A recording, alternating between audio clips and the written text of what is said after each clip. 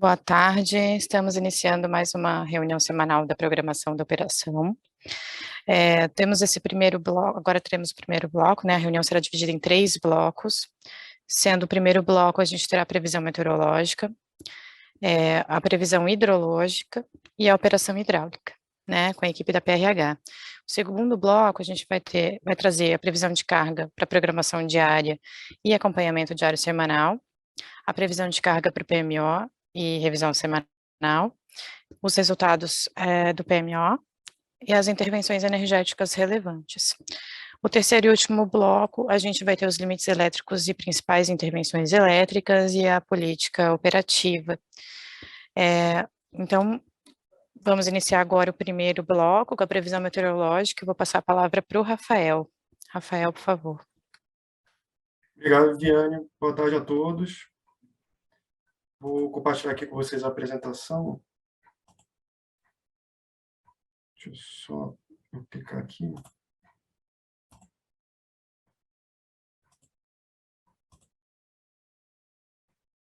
Pronto, acho que carregou já.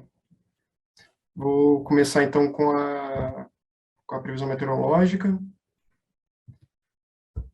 Bom, a semana iniciou com a atuação da zona de convergência do Atlântico Sul sobre a região Sudeste, sobre as regiões Sudeste, Centro-Oeste e Norte do país, organizando a precipitação nas bacias localizadas nessas regiões, com um destaque para as bacias dos rios Grande, Paranaíba e o Alto São Francisco, que apresentaram precipitação acima da média para o período, né, para a semana.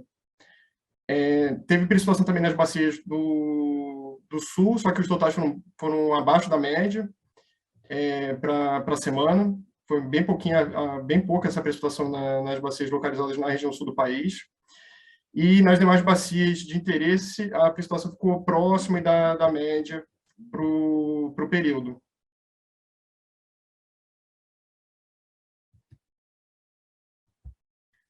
Bom, nesse slide temos o comparativo da média da velocidade do vento na semana anterior, semana do dia 31 de dezembro até 6 de janeiro, comparando com a semana atual, do dia 7 até o dia 13 de janeiro, que a gente observa que praticamente não teve mudança, com exceção aí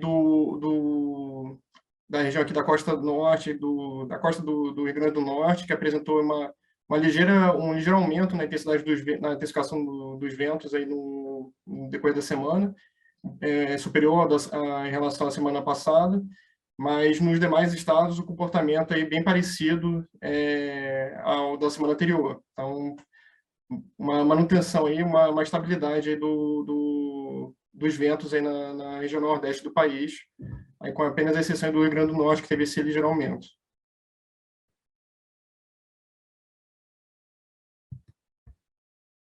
Bom, nesse slide temos a sinalização da precipitação para a próxima semana operativa, a sinalização dos 3 modelos numéricos utilizados aí no processo aí de previsão de vazão. O que a gente pode observar é que teremos uma diminuição da precipitação na região sudeste do país e um aumento da precipitação na região sul. O que a gente pode observar é que, de um modo geral, a precipitação deve ficar aí próxima à média em todas as bacias aí de interesse do Sistema Interligado Nacional, aí com exceção do trecho médio e baixo de São Francisco, que deve apresentar aí precipitação abaixo da média para a semana, para o período. Tá? No mais, aí, a expectativa de precipitação próxima à média em todas as bacias. Então, com essa melhora nas bacias localizadas na região sul do país e uma diminuição aí nas bacias da região sudeste, especialmente as bacias aí que apresentaram chuva acima da média essa semana, né? As bacias do Grande, o Alto São Francisco e o Paranaíba, que apresentaram precipitação inferior ao dessa semana. Nesse slide temos a precipitação prevista com a combinação dos modelos, a combinação dos 3 modelos numéricos, aí para a primeira semana operativa, do dia 14 até o dia 20 de janeiro. Como já mencionei no slide anterior, a precipitação aumenta nas bacias localizadas na região sul do país, diminui nas bacias do Rio Grande, parte do Paranaíba e no Alto São Francisco, tá diminuindo em relação à semana que está se fechando hoje. E o comportamento aí na próxima semana, na segunda semana, do dia 21 até o dia 27 de janeiro, praticamente um cenário bem parecido com o da primeira semana, com o diferencial aí, as diferenças aí da Bacia do Rio Grande e o Alto São Francisco, que devem apresentar um aumento na precipitação aí na segunda semana aí do horizonte, em comparação com com a próxima semana. E, por outro lado, aí a Bacia do Madeira apresentando aí uma diminuição aí da precipitação na segunda semana aí da previsão. Tá? E, no mais, aí, a precipitação é próxima à média para o período, e com exceção do Madeira, com chuva, a sinalização de chuva abaixo da média para a segunda semana, e para a Bacia do Grande, aí, a precipitação voltando a ficar aí acima da média, aí na segunda semana operativa.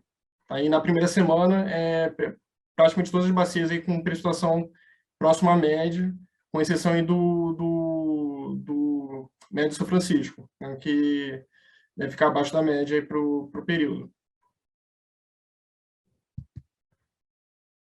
Bom, com essa sinalização dos modelos numéricos, a expectativa é de que tenhamos aí uma elevação na temperatura em Curitiba, São Paulo e Rio de Janeiro, né, em termos aí de temperatura máxima, aí, na média da temperatura máxima para a próxima semana. Por outro lado, Porto Alegre deve ter um declínio, é esperado um declínio em Porto Alegre na próxima semana, por conta da passagem de uma frente fria no começo da semana, e essa frente vai ficar atuando aí sobre o Rio Grande do Sul, e com isso aí a expectativa é de que a temperatura fique mais baixa em Porto Alegre na próxima semana em comparação com a semana que está terminando hoje.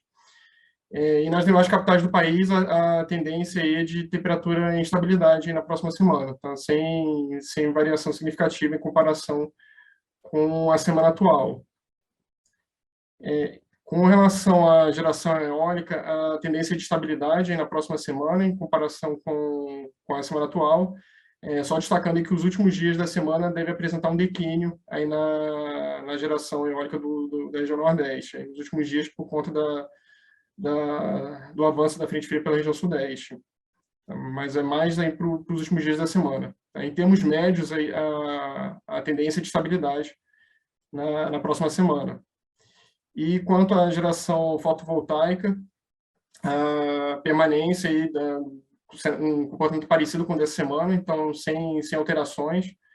Então a expectativa é de estabilidade para os parques, tanto localizados na região sudeste como na região nordeste. Tá? Em termos médios, a geração solar não deve ter variação aí na próxima semana. Bom, com isso, concluo a apresentação, agradeço a atenção de todos e devolvo a palavra para a Viviane. Então, obrigado. Obrigada, Rafael. Eu vou passar a palavra, então, agora para o Arthur, que vai apresentar a previsão hidrológica, só lembrando que no intervalo de cada bloco a gente tem espaço para as perguntas e no retorno de cada bloco a gente vai responder, né, as perguntas relacionadas, tá? Por favor, Arthur. Obrigado, Viviane. Boa tarde a todos. Então, dando início à apresentação da previsão hidrológica para essa revisão 2 do PMO de janeiro, começando com um aviso que o HE Barra do Braúna, que fica localizada no Paraíba do Sul, no Rio Pomba, ela vai passar a ser utilizada oficialmente no processo de acompanhamento e previsão hidrológica a partir do PMO de fevereiro, e a partir da próxima semana essa usina vai estar presente nos relatórios de acompanhamento hidrológico, e os arquivos da previsão pelo modelo SMAP-NS vão ser divulgados no Sintegre. Os parâmetros da calibração eles vão ser divulgados posteriormente nesta reunião. E só um comentário que essa usina não vai influenciar na cascata do Paraíba do Sul, porque ela é um afluente do rio Paraíba do Sul que deságua a jusante da usina de Ilha dos Pombos, então não vai ter interferência em outras usinas. Começando com a previsão de precipitação para o horizonte de 13 de janeiro até 27 de janeiro, nas principais bacias da região sudeste, a gente tem uma expectativa de chuva em todas elas, com maiores quantitativos no Grande e no Paranaíba, atingindo valores até acima de 10 milímetros, principalmente na segunda semana. O reflexo disso é um aumento da energia natural fluente que já vem sendo observada, né, nas últimas semanas, até o começo da próxima semana, seguido de uma recessão, e na segunda semana prevista uma estabilidade. A previsão mensal fica em 122% MLT, isso representa o 20º maior do histórico de 93 anos. Para a bacia do Rio Grande, a gente observa um aumento bem significativo da energia natural fluente desde o final do ano passado, e a expectativa é de aumento ainda essa semana, seguido de redução na próxima semana e um comportamento mais estável na segunda semana. A previsão mensal fica em 166% da MLT, e isso indica o 7º maior do histórico de 93 anos para o mês de janeiro. A bacia do Rio Paranaíba também teve um aumento bem significativo da energia natural fluente, principalmente essa semana. A expectativa é de uma redução na próxima semana e estabilidade na segunda semana prevista. A previsão mensal fica em 115% da MLT, isso indica o 32º maior do histórico. Para o Paranapanema, a expectativa é de redução nesses próximos dias e aumento nas próximas 2 semanas previstas, com a previsão mensal ficando em 93% da MLT, indicando o 37º maior janeiro do histórico de 93 anos. Já para a bacia do Rio Paraná, a expectativa é de um aumento mais significativo ainda esta semana, seguido de redução na próxima semana e estabilidade na segunda semana prevista, que a gente pode ver aqui pela previsão diária. A previsão mensal fica em 120% MLT da energia natural afluente, representando o 25º maior do histórico de 93 anos para o mês de janeiro. Agora, para as principais bacias do sul, Iguaçu e Uruguai, a gente tem também uma expectativa de chuva. No Iguaçu, boa parte do tempo acima de 5 milímetros, e no Uruguai, alguns episódios acima de 5 milímetros, e aqui no dia 20, chegando a 10 milímetros. O reflexo disso é uma continuidade de recessão ainda essa semana, seguido de aumento da energia natural afluente nas próximas 2 semanas. A previsão mensal do subsistema sul para o mês de janeiro fica em 84% MLT de ENA, representando o 47º menor do histórico de 93 anos. Para a bacia do Iguaçu, a gente tem esse comportamento de redução até o começo da próxima semana, seguido de aumento durante o restante das semanas. A previsão mensal fica em 107% MLT, e isso indica o 34º maior do histórico. Para a bacia do Rio Uruguai, a expectativa é de uma leve redução até o começo da próxima semana e aumento nas próximas semanas. A previsão mensal fica em 57% MLT, e isso indica o 26º menor do histórico de 93 anos. Para as regiões norte e nordeste, a gente tem expectativa de chuva na bacia do Rio São Francisco em 2 episódios marcados aqui entre os dias 13 e dia 15, e também a partir do dia 21, com chuvas acima de 5 milímetros, e no Tocantins todo o horizonte chuva acima de 5 milímetros da precipitação por conjunto. A expectativa do subsistema Nordeste, em termos de energia natural afluente, é de uma leve redução até meados da próxima semana, seguido de aumento até o final do horizonte da previsão diária, e a previsão semanal também indica aumento. A previsão mensal para esse subsistema fica em 108% MLT, que indica o 41º maior do histórico. Aqui um acompanhamento dos postos do trecho médio de São Francisco. A gente pode observar que em dezembro os postos, principalmente aqui começando por São Romão e São Francisco, tiveram uma boa resposta, seguiram em recessão até o começo desse ano e agora estão em aumento. Isso se reflete nos postos ajusantes destes, que também apresentaram um aumento com uma leve recessão e agora estão voltando a aumentar também. A previsão de ENA e o acompanhamento diário para a bacia do Rio São Francisco indica uma manutenção de ENA para essa semana, uma leve redução até metade da próxima semana e um aumento na previsão diária de ENA e também na semanal. A previsão mensal fica em 109% do MLT, e isso representa o 40º maior do histórico. Para o subsistema norte, a expectativa é de aumento da ENA nas próximas semanas previstas. A previsão mensal fica em 156% MLT, representando o 9º maior do histórico. Para a bacia do Rio Tocantins, tem um leve aumento sendo previsto para até o começo da próxima semana, uma leve recessão, seguido de novo aumento na segunda semana prevista. A previsão mensal fica em 136% MLT, o que representa o 18º maior do histórico. Aqui um panorama geral da previsão semanal para a próxima semana.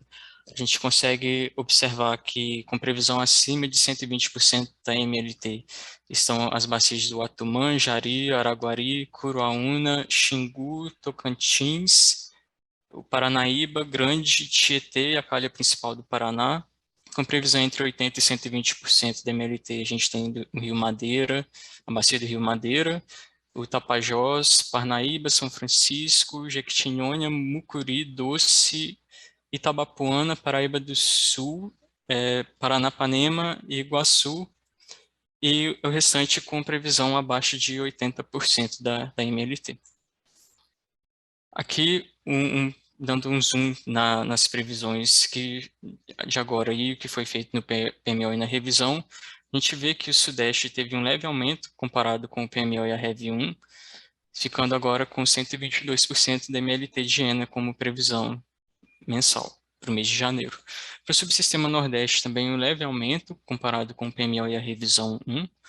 O Sul, que teve uma leve redução na revisão 1, voltou para casa de 84% da MLT de ENA, ficando próximo do que foi previsto no PMO. E para o subsistema Norte, também ficou com um resultado mais próximo do PMO nessa revisão 2. Aqui, olhando os cenários de vazão, a previsão semanal e os cenários de vazão para o mês de fevereiro, a gente consegue observar que na semana 3 um leve descolamento da região Sudeste e Centro-Oeste, e as semanas 4 e 5 bem aderentes ao que vinha sendo previsto, e as aberturas para o mês de fevereiro também bem aderentes ao que vinha sendo previsto anteriormente. A previsão varia entre 74% da MLT e 155% da MLT. Para a região sul, tem uma certa variabilidade aqui entre o que foi previsto no PMO e na revisão 1, com a semana 3 entre a revisão 0 e a revisão 1, e agora na revisão 2 com as semanas 4 e 5 acima do que vinha sendo previsto. As aberturas para fevereiro ficam bem próximas do que já estavam sendo previstos anteriormente, variando entre 27% e 266% da MLT. A região Nordeste está com as semanas 3 e 4 bem aderentes ao que estava sendo previsto, a semana 5 um pouco acima, em termos de MLT de ENA, com as aberturas também relativamente acima para o mês de fevereiro, variando entre 51% e 223% da MLT. Para o subsistema Norte, a gente consegue ver aqui um leve descolamento na semana 3 e uma semana 4 e 5 mais próximo do que foi previsto na revisão 1. As aberturas também estão relativamente próximas do que foi previsto anteriormente, variando entre 92% e 213% da MLT. Agora, um acompanhamento da evolução dos armazenamentos dos subsistemas, a gente consegue ver que os subsistemas Sudeste, Norte e Nordeste estão com um aumento mais significativo da energia armazenada, sendo observado nos últimos dias, e o subsistema Sul mantendo mais ou menos o mesmo patamar dos últimos dias. E agora, tratando dos principais reservatórios do sistema, a gente observa, de maneira geral, um comportamento de aumento dos armazenamentos, com armazenamentos acima do que a gente vinha observando no ano passado, com exceção de Três Marias. Com isso, eu encerro minha apresentação, devolvo a palavra para você, Viviane, e fico à disposição para eventuais perguntas. Obrigada, Arthur. Eu vou passar a palavra para a Maria, então, agora, falar sobre a operação hidráulica. Maria, por favor. Boa tarde a todos. Vou iniciar agora a apresentação sobre a operação hidráulica dessa semana. Bom, iniciando aqui com as salas de acompanhamento da ANA, a gente tem atualmente acontecendo as salas de acompanhamento das bacias dos rios Tocantins, Paranapanema, da região sul e do São Francisco. Para a região doce, do Rio Doce, a gente tem uma sala de crise instaurada em função da cheia atual. E a gente também tem os grupos de acompanhamento da bacia do Paraíba do Sul, GAOPS e GTAUH. Essa semana nós tivemos duas salas, as salas do Rio São Francisco e do Rio Doce. Na sala do Rio Doce, o ONS participa, mas as informações são bastante simplificadas, apresentado basicamente um acompanhamento das afluências e das efluências das usinas. Já para a bacia do Rio São Francisco, a gente tem mais destaque para trazer. Então, os principais destaques aqui do que foi apresentado na sala da bacia do Rio São Francisco, que aconteceu no dia 10, primeiro foi divulgado que no dia 6 o ONS emitiu a carta, né, 47 de 2023, informando que a bacia do Rio São Francisco encontra-se em condição de cheia, e aí, uma vez a bacia nessa condição, a operação dos reservatórios ela deixa de ser regida pela Resolução ANA 2081 e passa a ser regida pelos procedimentos estabelecidos nas regras operativas de controle de cheia na bacia. Então, o segundo destaque é a perspectiva de evolução do volume dos reservatórios, que foi apresentada na bacia para os reservatórios de Três Marias e Sobradinho. Então, foi apresentada uma simulação, considerando dois cenários de afluência e uma política, né, com defluência na perspectiva de defluência média estabelecida para o período. Né? A simulação ela foi até o final de janeiro, então englobou apenas o mês de janeiro.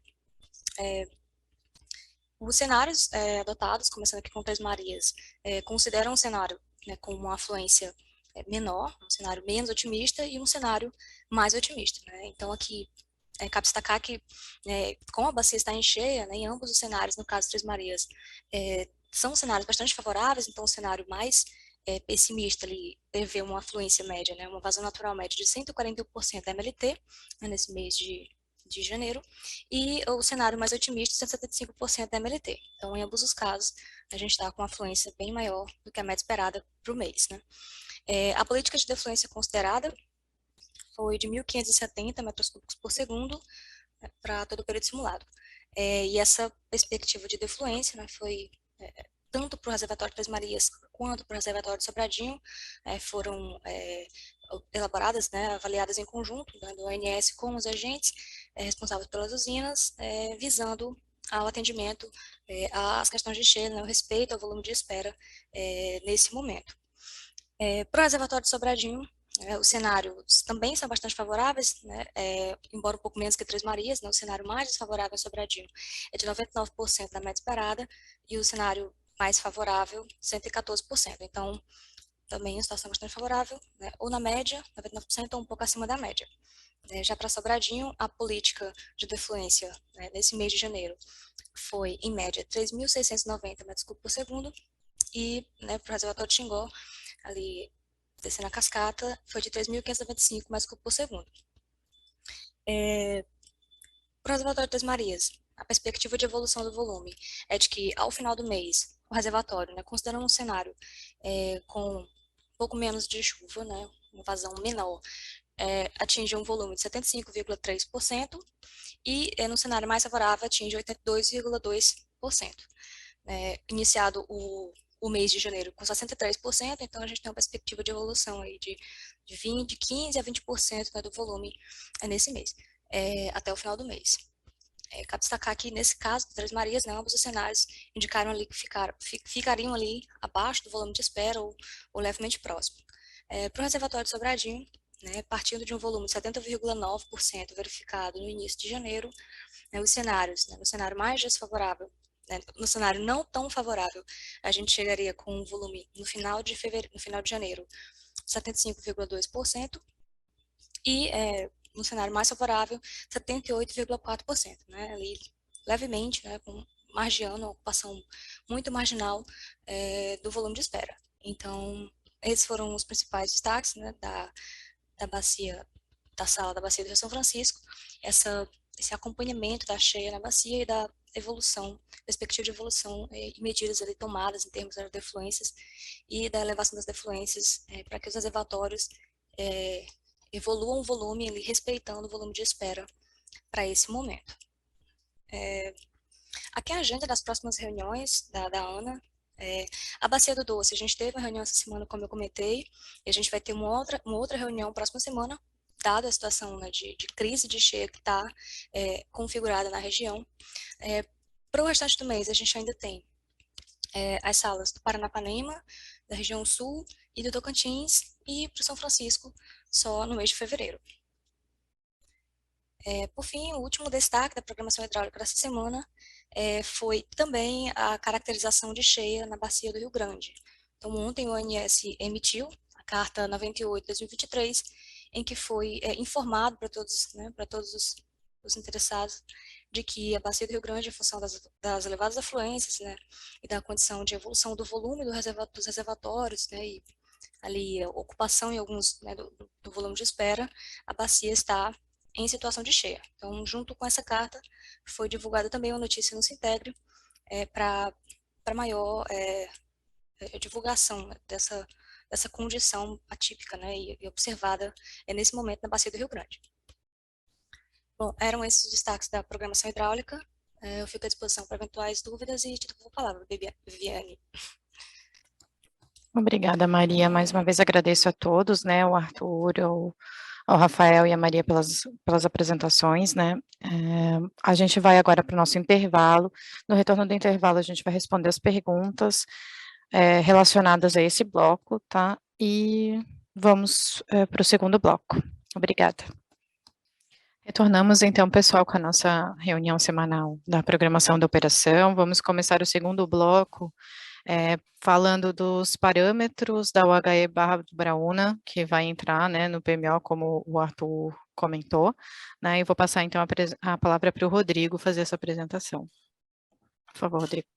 Boa tarde a todos. Rodrigo Pereira, gerente de metodologias e modelos. Vou compartilhar aqui minha tela com a apresentação da calibração do SMAP para Barra do Braúna. Sumário da apresentação, ela é curta, vai ter a localização da bacia e os resultados da calibração, né? Então, como o Arthur já comentou, a Barra do Braúna fica no Rio Pomba, um afluente do Rio Paraíba do Sul, aqui a localização esquemática da hidrografia. Então, ela entra no Paraíba do Sul um pouco a jusante aqui de Ilha dos Pombos. Tem todo esse pedaço aqui e depois deságua para o mar. Então, a área de drenagem dela é 7.135 km², e esse é o conjunto dos parâmetros calibrados da bacia. Todos os parâmetros aqui do SMAP, o tempo, isso tudo vai ser fornecido, conforme Arthur comentou lá no Sintegro. Evapotranspiração potencial e a distribuição temporal da chuva adotada. Medidas de erro. E os hidrogramas da calibração. Em cima, em verde, está a chuva do PSAT. Em azul, a vazão observada. E em vermelho, a vazão calculada. A gente nota que os hidrogramas estão relativamente bem aderentes aí à calibração com a observação, batendo a média do observado com a média do calculado. Então, tudo isso vai ser disponibilizado para vocês. Apresentação curta. Obrigado a todos. Obrigada, Rodrigo. Eu acabei esquecendo de mencionar, né, que a gente não teve perguntas relacionadas a esse primeiro bloco, tá? Por isso que a gente passou direto para as apresentações. Vou passar agora a palavra, então, para o Evandro, para ele falar da previsão de carga para programação diária e acompanhamento diário semanal. Boa tarde. Vou compartilhar a tela. Bom, tá aí, né? Ok? Não está no modo da apresentação. Isso, agora sim. Sim. Muito bem. Então, começando pelo subsistema Sudeste e Centro-Oeste.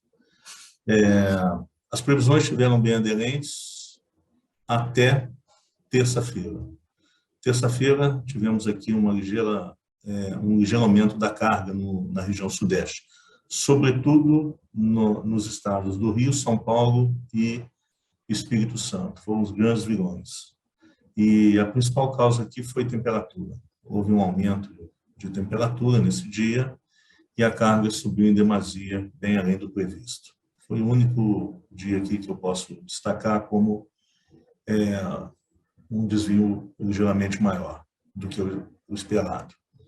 Em termos de desvio, no PDP foi 1,74% de MAP, com 84% dos desvios abaixo de 3%. E com o modelo pré-carga de 100, 2,23% de MAP, com 72%.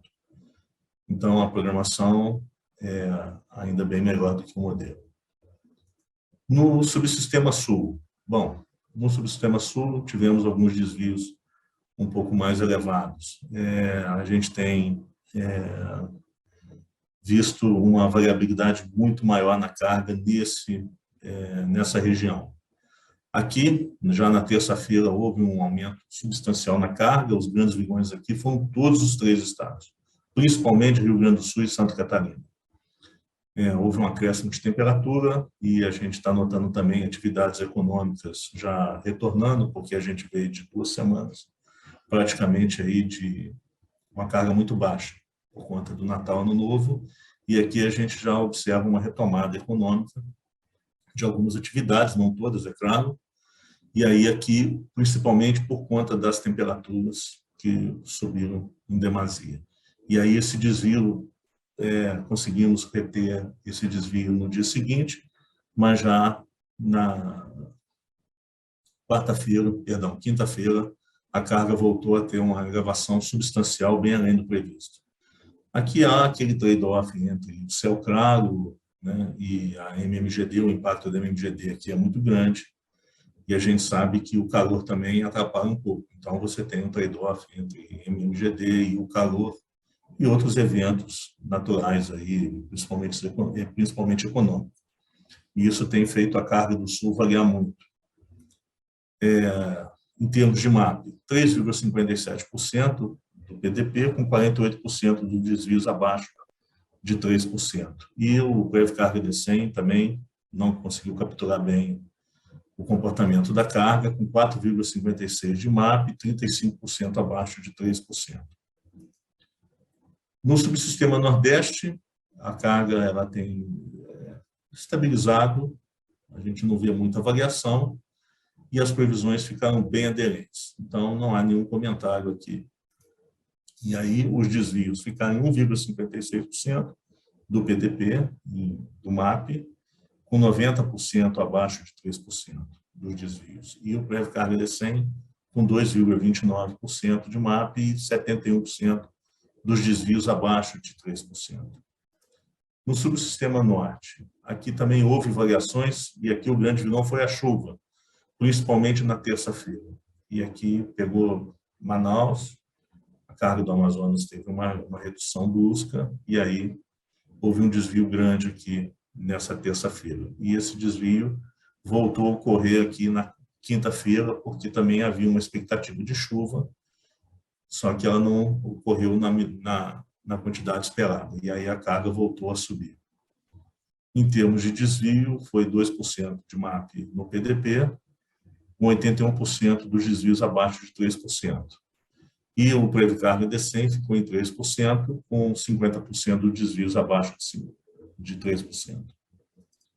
Por fim, o sistema interligado, e aí o impacto aqui, sobretudo, foi na terça e quarta-feira, aqui os grandes vilões foram o Sul, né, Sudeste, os grandes vilões aqui dos desvios no sistema. Em termos de desvio, 1,35% de MAP no PDP, com 94% abaixo de 3%, e 1,84% do modelo, Prev Carga D100, com 74% dos desvios abaixo de 3%. É isso. Agradeço, estou à disposição para qualquer pergunta. Muito obrigada, Evandro. Eu vou passar a palavra agora para o Douglas, ele vai apresentar sobre a previsão de carga para o PMO e revisão semanal. Ok. Obrigada, Evandro. Boa tarde, Viviane, boa tarde a todos. Começando agora a falar um pouco a respeito do acompanhamento da carga semanal, bem como as previsões para as próximas semanas, o acompanhamento muito em linha com os destaques que o Evandro apresentou sobre essa semana. Aqui, começando com nossos premissas meteorológicos, basicamente, para a próxima semana operativa, nós esperamos a ocorrência de temperaturas médias elevadas, comportamento bem típico, né, para essa época do ano, com destaque, no caso do subsistema Sudeste e Centro-Oeste, a ocorrência de pancadas de chuva ali no final da tarde, todos os dias da próxima semana operativa em São Paulo. E em relação às temperaturas médias da próxima semana, quando nós comparamos com essa semana corrente, nós esperamos uma elevação significativa das temperaturas médias. Com destaque para as temperaturas máximas, que deverão estar superiores a 30 graus, principalmente aqui no Rio de Janeiro, e com isso poderá gerar um maior desconforto térmico, principalmente em função da decorrência de dias, né, sucessivos dias com temperaturas bastante elevadas. No subsistema sul, Na próxima semana, nós esperamos um suave declínio das temperaturas máximas em Porto Alegre. Lembrando que Porto Alegre, nas últimas semanas, apresentou temperaturas bastante elevadas. Então, esse suave declínio na próxima semana, as temperaturas ainda continuam elevadas, porém não tanto quanto estavam aí nas semanas anteriores. E para Curitiba, o comportamento esperado já é o oposto. Nós esperamos uma elevação das temperaturas médias. O outro destaque aqui no subsistema sul é a expectativa de ocorrência de maiores totais de precipitação na próxima semana. E chegando aqui ao fim, nos subsistemas nordeste e norte, esses subsistemas, no que tange a temperatura, eles seguem uma estabilidade, a semana não é diferente, sem grandes variações. O maior destaque que temos é a ocorrência de chuva em todos os dias para Belém, São Luís e Fortaleza.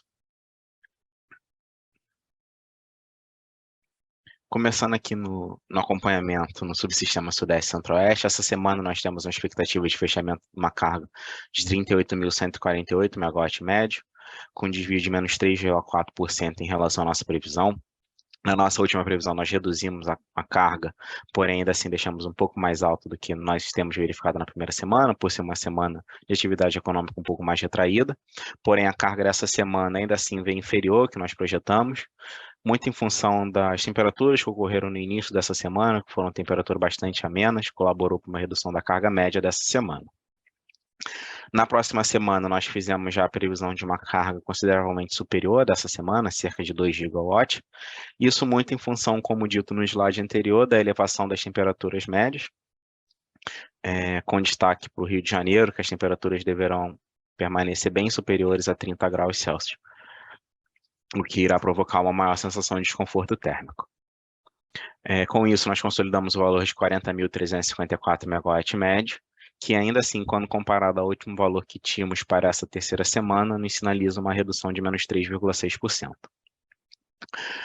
Para a quarta semana, nós fizemos um pequeno ajuste também, de menos 1,4%, consolidando um novo valor de 42.031, isso muito em função do comportamento observado da carga, e na quinta semana não fizemos nenhum tipo de ajuste.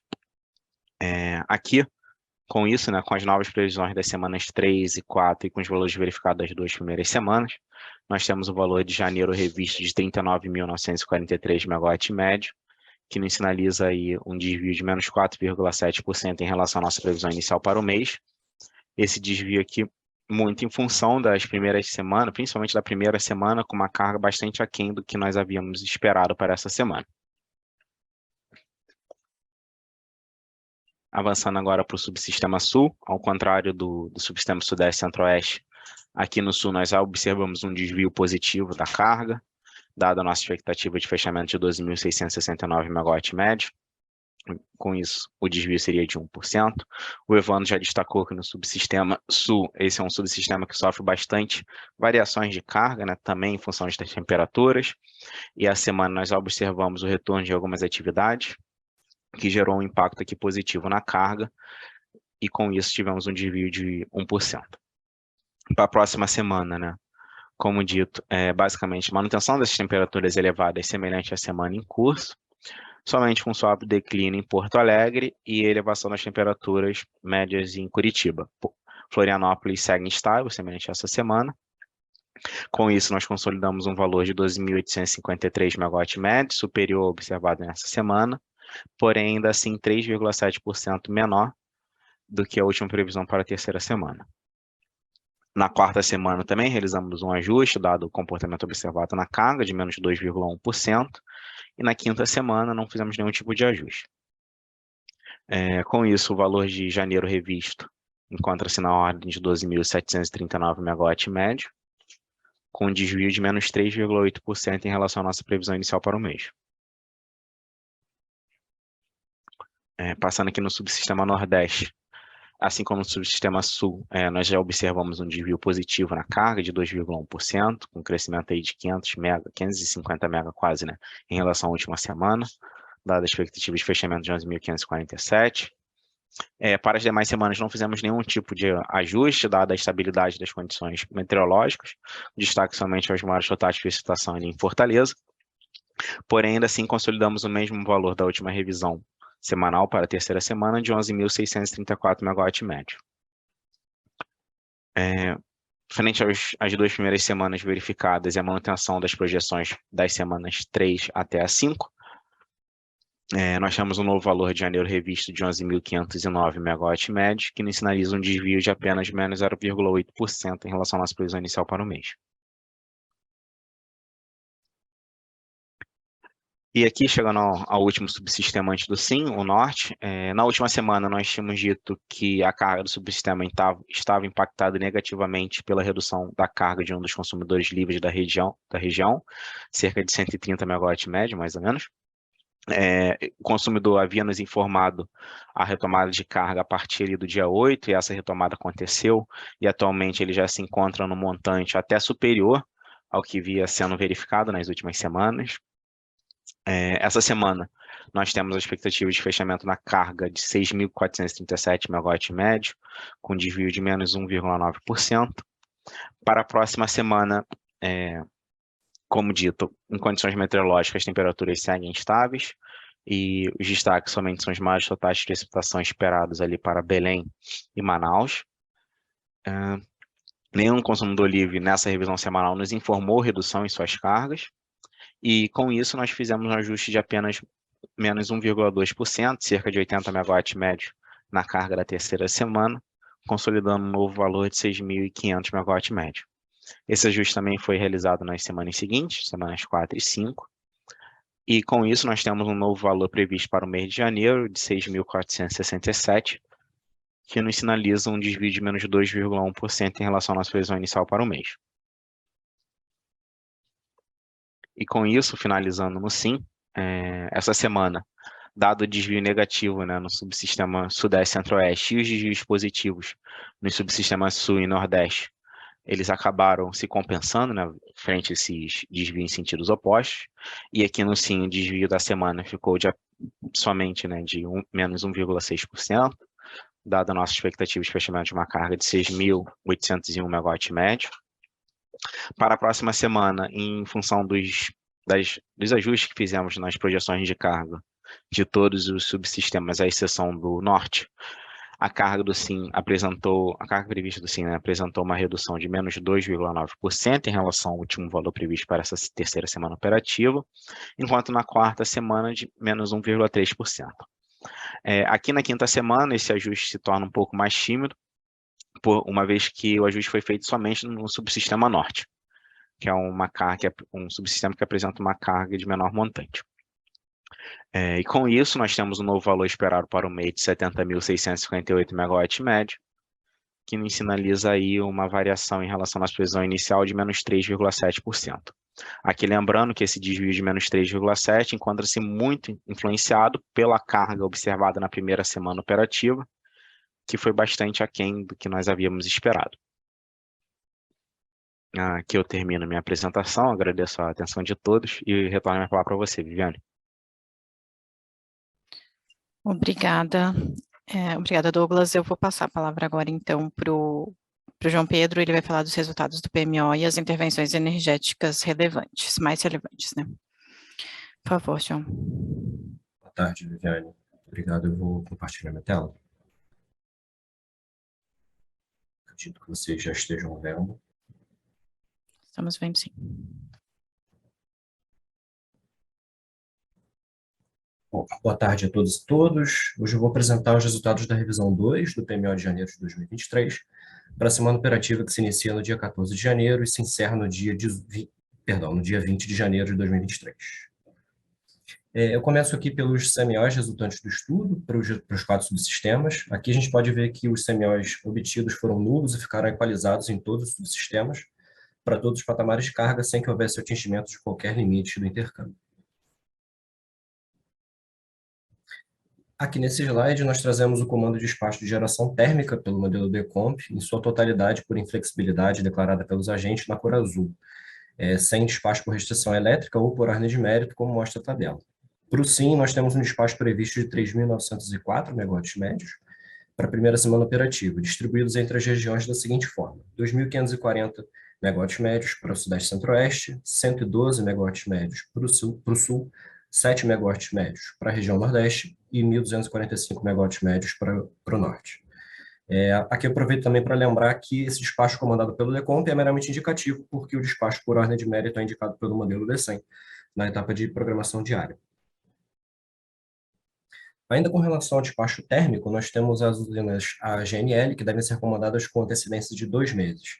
Então, nesse estudo, a gente está indicando o despacho ou não para a semana compreendida entre os dias 18 de 3 de 2023 e 24 de 3 de 2023, pelo modelo DECOMP. Para isso, nós calculamos o benefício marginal do despacho, para esse horizonte de 2 meses à frente, e assim não foi observada a indicação de despacho antecipado por ordem de mérito de custo para as usinas AGNL de Santa Cruz, Luiz OR Melo e Porto Sergipe, visto que o benefício GNL foi nulo e inferior ao CVU de todas essas usinas que eu mencionei.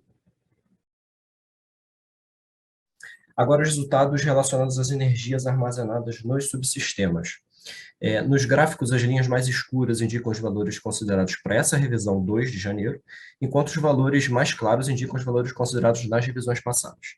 Começo pelo Sudeste Centro-Oeste, no canto esquerdo superior, que parte de 62,6% no início da semana operativa, com expectativa de repressionamento, devendo atingir no final de janeiro um armazenamento de 67%.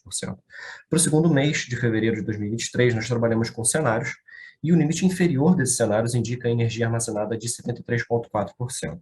O limite superior indica o armazenamento de 84,1%, e o valor esperado dos cenários indica a energia armazenada de 77,5% para o Sudeste e Centro-Oeste ao final de fevereiro. Para o subsistema Sul, à direita, a expectativa de estabilidade, iniciando a semana operativa com 84,3% de energia armazenada, chegando a 83,1% no final de janeiro. No segundo mês, observa-se uma dispersão um pouco maior dos cenários, variando entre 65,2% e 92,8%, com o valor esperado de 79,6%. Na parte de baixo, à esquerda, para o subsistema Nordeste, a expectativa de depressionamento, partindo de 74,2% no início da primeira semana operativa do estudo, com expectativa de atingir 70% ao final de janeiro.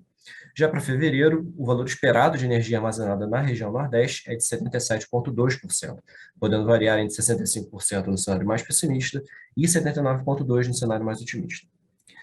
Para o subsistema Norte, à direita, a semana operativa se inicia com 78,7% de energia armazenada e há uma tendência de repressionamento para a primeira semana e então depressionamento, devendo chegar a 70,1% ao final de janeiro. Para fevereiro, os cenários indicam elevado armazenamento com uma pequena dispersão, variando entre 99,3% e 100%, com valor esperado de 99,7%, para a região Norte ao final do referido mês. Agora, com relação à importação de energia, nós recebemos oferta de importação pelo Uruguai, pela comercializadora BTG Pactual. Essa oferta foi dividida em 6 blocos, chegando ao total de 250 megawatts médios para todos os patamares de carga.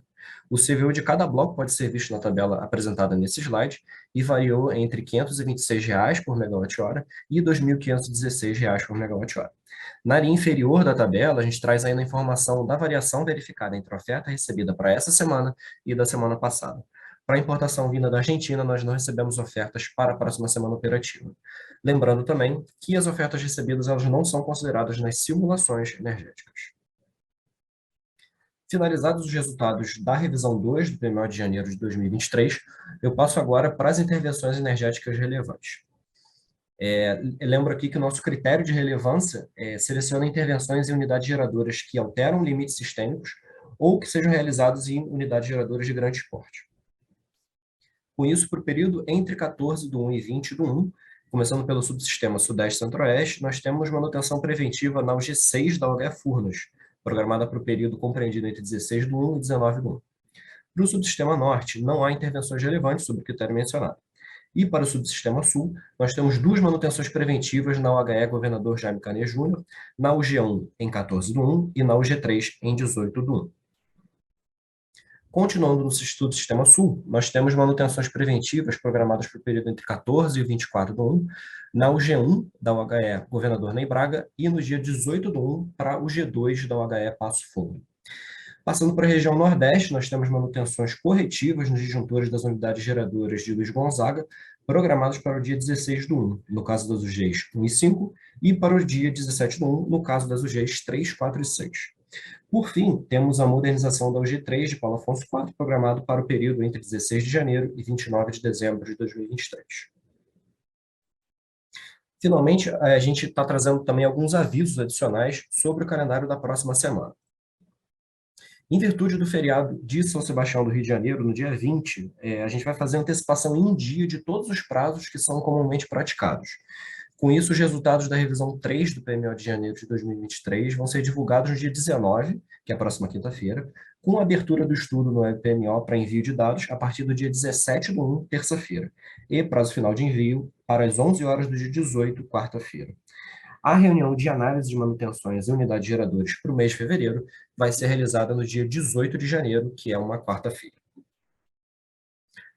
Bom, com isso eu encerro minha apresentação de hoje, agradeço a todos pela atenção, devolvo a palavra à Viviane e fico à disposição para esclarecer qualquer dúvida que tenha surgido. Muito obrigado. Muito obrigada, João Pedro. Eu agradeço novamente aí a participação, as apresentações do Rodrigo, do Evandro e do Douglas. Agora a gente vai para o nosso intervalo e no retorno a gente vai responder as perguntas referentes a esse bloco. Obrigada. Voltamos então, pessoal, para o nosso início do terceiro bloco, e antes de iniciar esse bloco, a gente vai responder as perguntas, então, referentes ao segundo bloco.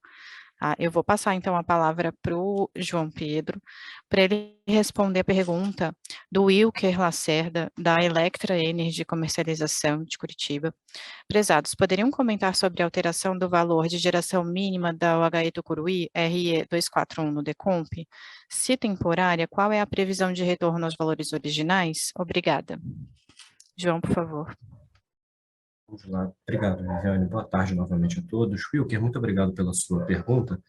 Essas informações de restrição de geração de usinas hidrelétricas representadas no DECOMP, elas são atualizadas de acordo com a prerrogativa dos agentes e conforme foi informado pela Eletronorte, nessa semana a gente teve uma alteração desses valores devido ao aumento para mais de 64 metros.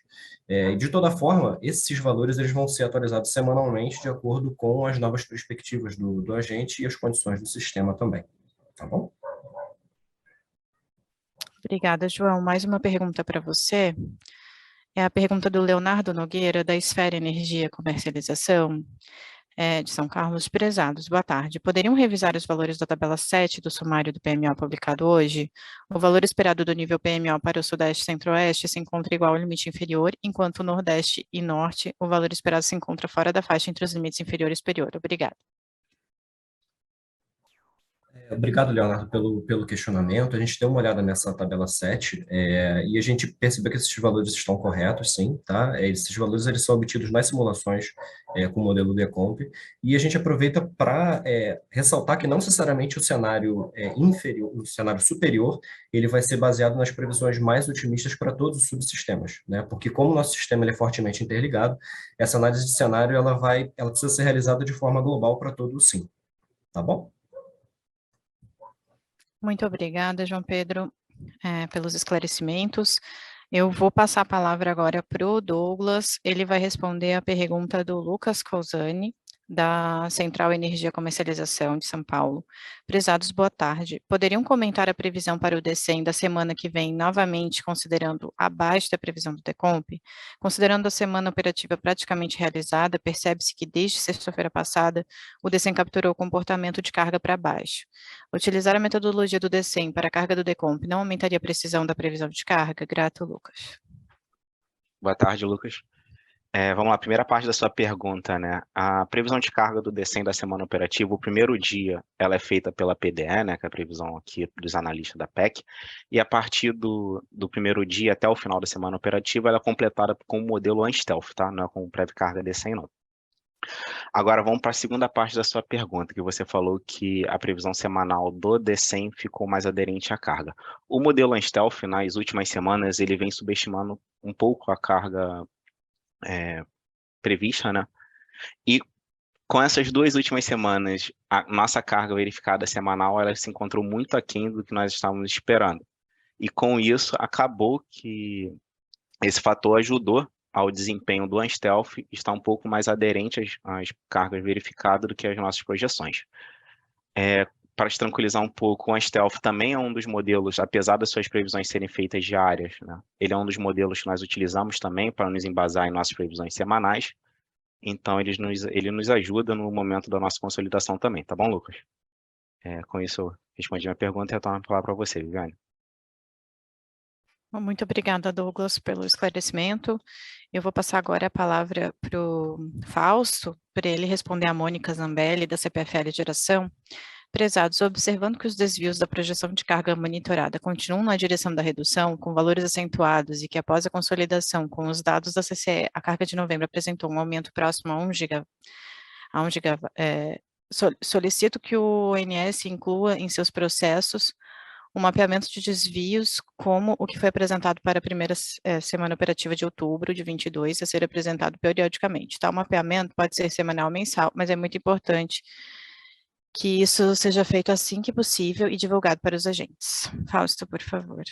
Obrigado, Viviane. Boa tarde a todos, boa tarde a Mônica. Mônica, bastante pertinente a sua pergunta. Esses dias nós temos conversado sobre isso. Já conversei, inclusive, com a CCE, e nós ainda não marcamos, mas nós vamos marcar o workshop, o mini workshop, mais uma reunião de trabalho em que a gente possa discutir isso, inclusive esclarecer melhor essa questão de como a gente utiliza os dados da CCE verificados. Quer dizer, não é verdade, não chega a ser uma consolidação, mas uma correção, uma atualização das informações verificadas, principalmente os dados das usinas que o ONS não tem nas grandes usinas, né? Quer dizer, não tem supervisão, não tem supervisionadas, né? Não são exatamente monitoradas, são supervisionadas. Também essas também têm uma diferença, às vezes, muito pequena. Mas, então, como é que é feita essa atualização? Porque isso, inclusive, faz parte de um acordo operativo ONSC de troca de dados e informações, tá bom? Podemos, inclusive, nessa reunião, até conversar e discutir um pouco essa sua ideia aí de fazer periodicamente esse mapeamento aí dessa diferença. Então, é bastante pertinente, como eu falei, e, por gentileza, vocês aguardem que, se possível, não sei se vai dar para fazer antes ou depois do PMO, dadas as nossas atividades aqui, até períodos de férias de alguns profissionais aqui da nossa área, então nós ficamos um pouco aí capenga, vamos dizer assim, de alguns profissionais aí que nossos processos são diários, são bastante intensos, ok?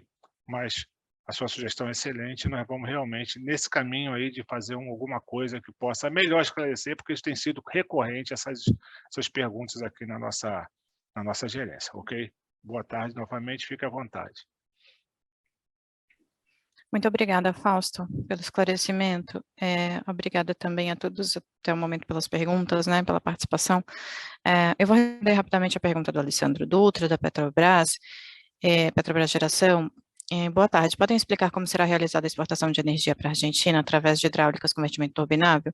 Estou respondendo, Alessandro, porque a gente vai falar sobre ela na apresentação da política operativa, tá? Apresentação da programação diária, tá? E daí, se você tiver mais alguma dúvida, pode fazer a pergunta no final do bloco 3. Agora eu vou passar a palavra, então, para o Arthur. Ele vai responder a pergunta da Rafaela Magalhães, da Esfera Energia e Comercialização. Prezados, boa tarde. Os dados de calibração de Brauna para a entrada no PMO de fevereiro não deveriam ter sido divulgados com antecedência de um mês ao PMO de entrada? Obrigado pela pergunta, Rafaela. Pelo CNPE, a gente não precisa de antecedência de um mês para questões de planejamento e programação, somente para formação de preço. E como a situação de Barra do Brauna foi uma readequação na classificação da usina, e como ela vai entrar no PMO, a partir do PMO de fevereiro, a gente precisa ter alguma previsão, e como isso é um dos modelos oficiais, a gente disponibilizou essa calibração e que vai começar a ser utilizada para as 2 primeiras semanas, em seguida do Previvaz e do GVASP. Então, não teria essa necessidade do mês de antecedência. Obrigado. Muito obrigada, Arthur. Agora a gente vai iniciar, então, as apresentações do terceiro bloco. Eu vou passar a palavra para a Mariana, ela vai apresentar os limites elétricos e principais intervenções elétricas. Mari, por favor.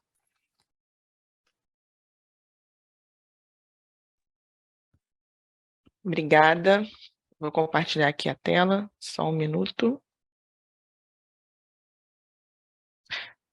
Tá aparecendo aí para vocês? Ainda não, né?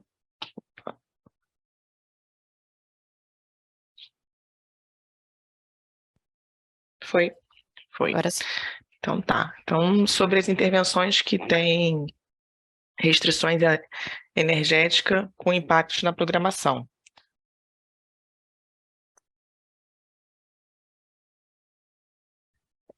Começando sobre a área do Elo CC do Madeira, para o domingo, das 9 às 10h30, a gente tem uma intervenção com o desligamento da conversora 1 da SE Araraquara, que é uma intervenção para corrigir ponto quente.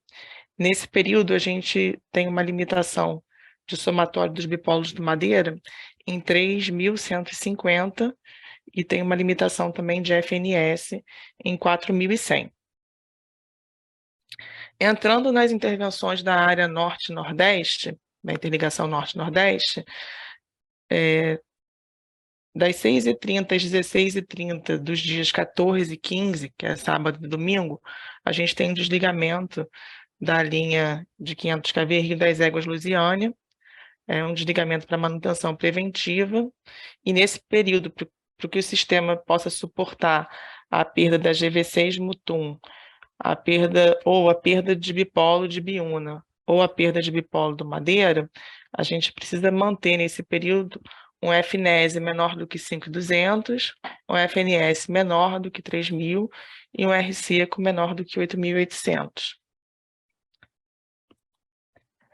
Na quarta-feira, das 7 horas de quarta-feira às 17 horas da sexta-feira, dia 20, a gente tem uma manutenção corretiva no disjuntor 15N2 da subestação de Poções. Tá? Nesse período, a gente precisa limitar o FNES em 6.800 e o R-seco em 10.800. Já na quinta-feira, dia 19, a gente tem um desligamento do disjuntor ECO 1 da subestação de Igaporã, das 7h30 às 11h30. É uma atividade que é para realizar manutenção corretiva, e nesse período a gente precisa desligar. A gente vai precisar limitar o FNES em 6.800 e o R-seco em 10.800.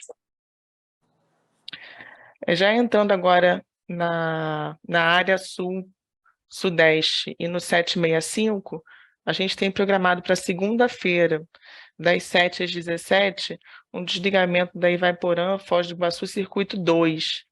Essa é uma atividade para sanar, para substituição de para-raios, para sanar vazamento e limpeza de reator. No período, a gente vai precisar programar a geração de Itaipu em, no máximo, 4.900. A gente vai precisar também reduzir os limites de RSE em 3.000 e reduzir os limites de RSU em 1.500. Tá? Adicionalmente, se a geração de Itaipu estiver maior do que 4.200, a gente vai precisar limitar também o FNS em 3.000 e o somatório de FNS e FNES em 8.000.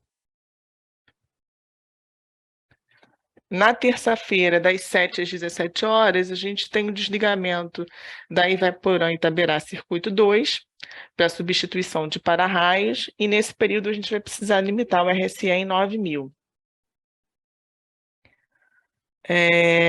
Na quarta-feira, dia 18, das 7 às 17, a gente tem o desligamento do circuito 3 da Ivaiporã Foz, e da mesma forma como no desligamento que a gente tem lá na segunda-feira, a gente vai precisar limitar nesse período a geração de Itaipu em 4.900, vamos precisar penalizar o RSE e o RSU em 3.000 e 1.500, respectivamente, e se a geração de Itaipu tiver maior que 4.200, a gente vai precisar limitar o FNS em 3.000 e o somatório de FNS e FNES em 8.000. E para finalizar, na quinta-feira, dia 19, das 7 às 17, a gente tem desligamento dos bancos de capacitor série da linha Ivaiporã, Foz do Iguaçu, circuito 3. Essa é uma atividade para substituição de para-raios também, tá? E no período a gente precisa programar, limitar o RSE em 8.000, o RSU em 10.000 megawatts e o GPU em 4.900. Vivi, era isso que eu tinha para apresentar. Eu devolvo a palavra para você e agradeço. Obrigada. Muito obrigada, Mari. Vou compartilhar a tela com vocês. Agora eu vou apresentar a política operativa.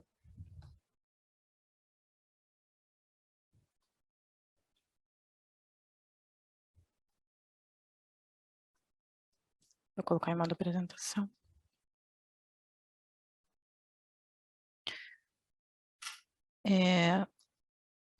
Bom, vamos falar então sobre a política operativa da semana, do dia 7 ao dia 13, né, principalmente aí abordando o acompanhamento do modelo DCEM na programação diária. Vamos iniciar falando do informe ONS-PRD 002-2023, né, na montagem do DEC do dia 10, ocorreu um atraso na transferência do arquivo rstlpp.dat para o ambiente de execução do modelo DCEM. Como consequência desse atraso, foi considerado equivocadamente na execução do modelo de otimização o arquivo rstlpp.dat, que contemplava as penalizações dos fluxos RSE, recebimento sudeste, e RSul, recebimento sul, definido no SGI 69.612.22. O DEC publicado no Sintegra incluía o arquivo rstlpp.dat sem as penalizações descritas acima.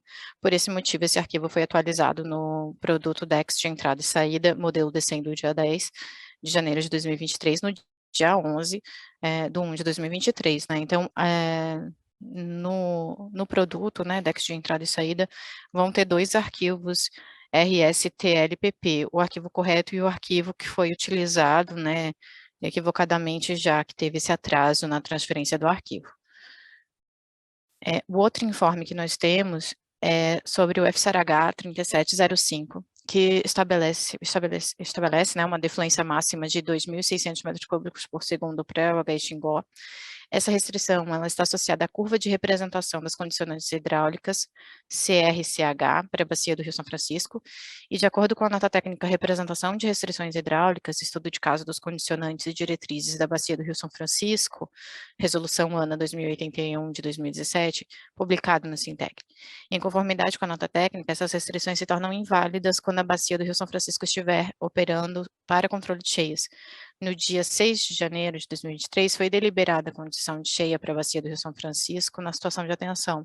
Dessa forma, essa restrição foi considerada equivocadamente no DEC do dia 10 de janeiro de 2023. Então, a partir desse dia, já foi atualizado e essa restrição não foi mais considerada no DEC do modelo. A gente vai falar agora, então, dos resultados do DCEM, né, do CMO, em um comparativo com o DECOMP.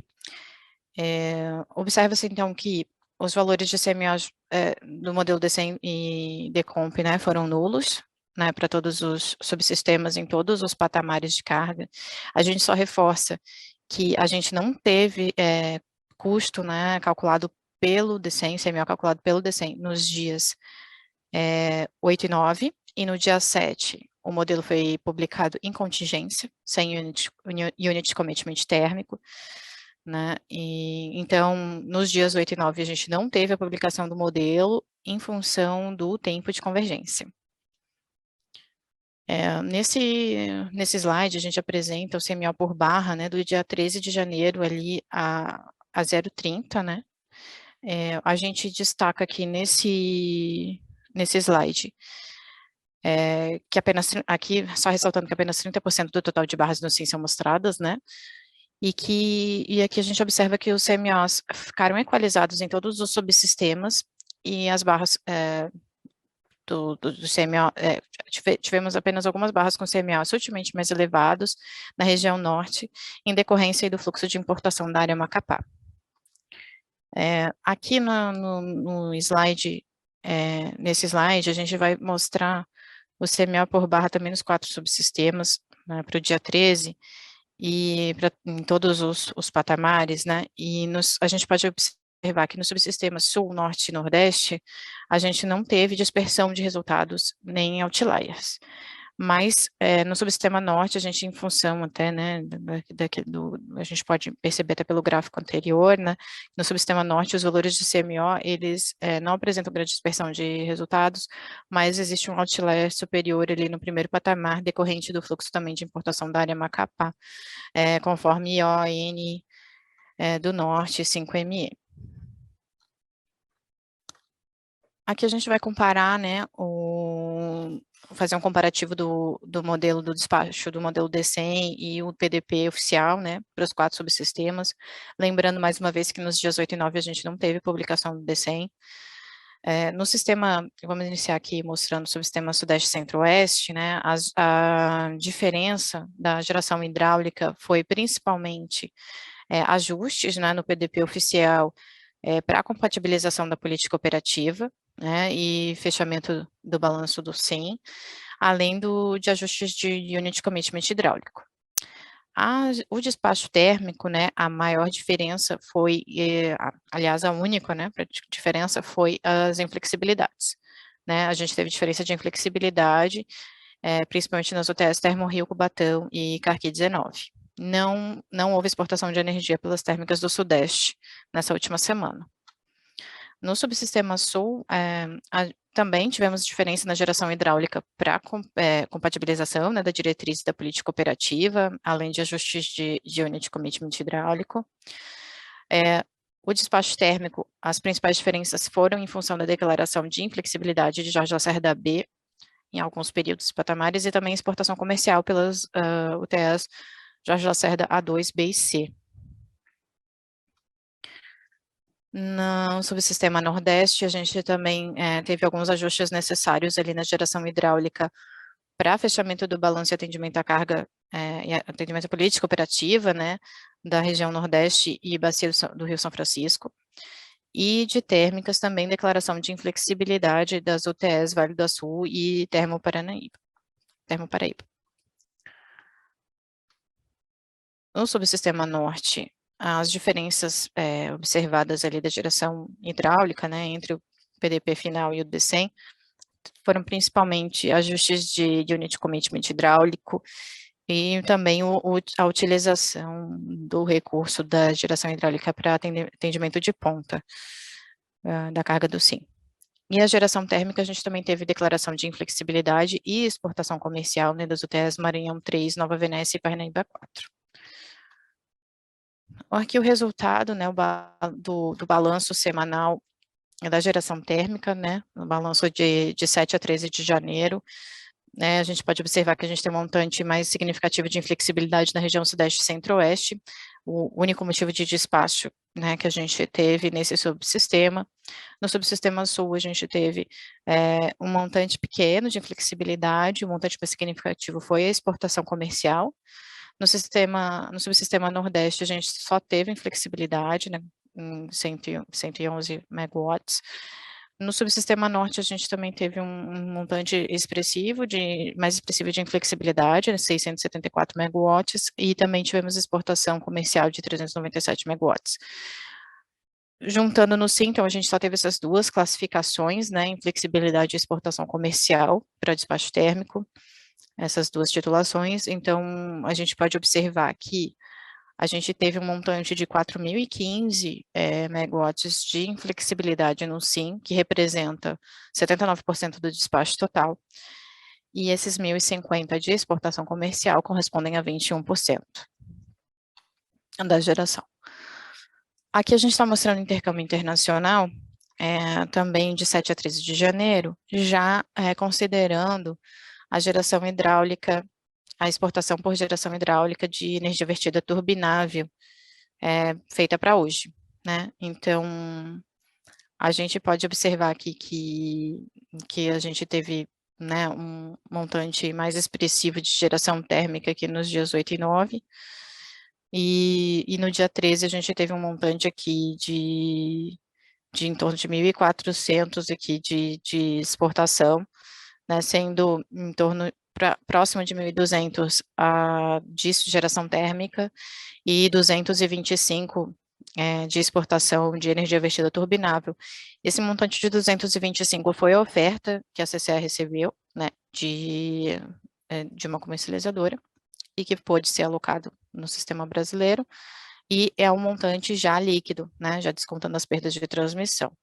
Então, a gente pode observar aqui que a gente teve nos dias 8 e 9 aqui um pouquinho acima de 1.200, né, e no dia 12 também um pouquinho mais de 1.100, né, mas tivemos exportação comercial todos os dias da semana, tá? Não tivemos exportação ou importação de energia do Uruguai.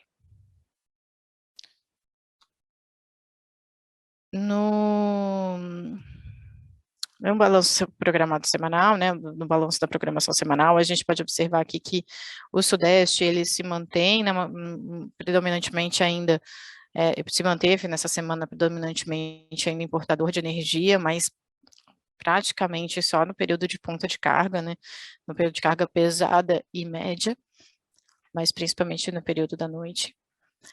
O montante mais expressivo de geração térmica também a gente tem aqui no subsistema Sudeste, né, que a gente pode ver que tem uma certa representatividade, mas a grande parte da geração é hidráulica e é ela quem faz a modulação da carga, né. No subsistema Sul, ele é predominantemente também importador. Esses dois subsistemas tiveram essa predominância essa semana de importador em função dos excedentes energéticos da região Norte e Nordeste, né, muito em função da alocação dessa energia, que a gente vai ver aqui, então, no próximo slide, que a gente teve aqui, então, esse perfil mais de exportação de exportador, né, para o Nordeste e Norte. O Nordeste também com uma participação bem expressiva de eólica e solar, né, sendo que a média de geração eólica ficou na casa dos 7 GB. E então a gente utilizou bastante o recurso da bacia do Rio São Francisco, né, para controle de nível dessa bacia e atendimento também respeitando-se ali as restrições hidráulicas, né, e a condição de atendimento do SIM, né, de atendimento à carga, né, o que foi possível alocar na carga. O subsistema Norte também, principalmente aí em função da sazonalidade, né, a gente está numa época de realmente de chuva dessa região, que é onde a gente daí, então, tem a maior disponibilidade, né, das usinas dessa região, então a gente foi o principal fator, né, responsável pela modulação da geração, a geração hidráulica, né. Tivemos um montante mais expressivo também aqui de térmica, do que nos outros submercados, mas muito acima a gente teve a geração hidráulica. Aqui a gente apresenta o balanço também programado semanal, né, no dia, na média, né, dos valores do SIM, uma carga de 68.125 megawatts, né, gigawatts, desculpa, 68 mega, aproximadamente 68 GB, né, aumento de 2,4 GB em relação à semana anterior. A geração eólica de 7 GB médio, 7 GW médio na região Nordeste, sem mudança significativa em relação à semana anterior. No subsistema Sul, a gente teve um perfil, né, importador de energia, no montante de aproximadamente 6 GB. Lembrando que aqui também está entrando, né, a exportação de energia, que é onde as conversoras, né, são na região Sul, acabam impactando no recebimento da região, né, tivemos aqui a geração vinda do Norte, de térmica do Norte, atendendo essa exportação, também auxiliando, né, no aumento desse perfil importador da região Sul. E essa exportação de energia comercial para a Argentina ficou na média em 990 megawatts, né, lembrando que a gente não teve exportação para o Uruguai. A exportação dos bipolos do Madeira ficaram em torno de 3,3 GB, watts médios, e os bipolos do Xingu em 6,5. E a geração de Itaipu, aproximadamente 5,6 gigawatts médios, aumento de mais ou menos 1 GB em relação à semana anterior. Falando da política operativa, né, um pouco que já foi realizado essa semana, mas principalmente olhando para a semana de 14 a 20 de janeiro, né, a gente vai estar com a geração hidráulica do subsistema Sudeste Centro-Oeste, com uma operação hidráulica minimizada na cascata do Rio Paranaíba, né, e exploração mais significativa dos recursos das bacias do Grande, Tietê, Paranapanema e Baixo Paraná, né, conforme possibilidade aí de alocação na carga, né, dessa geração, principalmente porque a gente já está com uma operação de controle de cheias, né, como foi mencionado nas apresentações anteriores para o Rio Grande, e E aí a gente também tem, lembrando aqui, né, que a gente ainda tem a operação especial no Tietê, né, para a limpeza das macrófitas, a jusante de Três Irmãos. A gente tem uma expectativa aí de que essa operação especial, né, deve finalizar no início da próxima semana, né, mas isso é uma previsão ainda, né, a gente vai ter atualizações ainda nos próximos dias. Na região sul, a gente está com uma geração hidráulica reduzida para manutenção das defluências mínimas nas bacias do Rio Jacuí e Uruguai, e replecionamento, né, quando possível, dessas usinas. Na bacia do Rio Iguaçu, a gente está com geração para controle de nível e coordenação da cascata. Né, o sul está com a geração mais reduzida, e como a gente já falou anteriormente, para poder utilizar mais os recursos do Sudeste, Centro-Oeste e Norte-Nordeste, né, principalmente em função aí do início da operação de controle de cheias do Rio Grande, e dos níveis elevados, né, no Tietê, Paranapanema e Baixo Paraná e Itaipu, onde Tietê e Paranapanema já apresentam vertimento, né, e Baixo Paraná e Itaipu tem risco de vertimento para frente, nos próximos dias. O Nordeste, a gente está explorando os recursos de geração, né, avaliando os limites de transmissão e alocação da carga, e essa bacia também se encontra em controle de cheia e vertimento, né, então, controle, então, também de vertimento, aí, operação para controle também de vertimento nas demais bacias do Nordeste.